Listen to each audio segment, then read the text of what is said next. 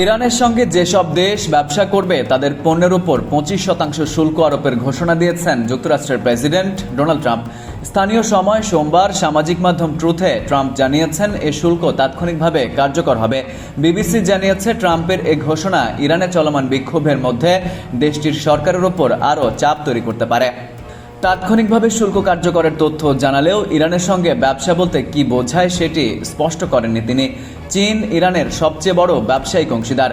এরপর যথাক্রমে রয়েছে ইরাক, সংযুক্ত আরব আমিরাত, তুরস্ক এবং ভারত। ইরানে বিক্ষোভকারীদের হত্যা করলে সামরিক হস্তক্ষেপ করা হবে বলে গত কয়েকদিন ধরেই হুমকি দিয়ে আসছেন ট্রাম্প। এর মধ্যে তিনি শুল্ক আরোপের ঘোষণা দিলেন। শুল্ক আরোপের ব্যাপারে ট্রাম্প লিখেছেন, যে দেশ ইসলামিক প্রজাতন্ত্র ইরানের সঙ্গে ব্যবসা করছে তারা যুক্তরাষ্ট্রের সঙ্গে হওয়া সব ব্যবসার ক্ষেত্রে 25% শুল্ক দেবে। এই আদেশ চূড়ান্ত। ট্রাম্পের এ নতুন ঘোষণা নিয়ে বিস্তারিত কিছু জানায়নি হোয়াইট হাউস।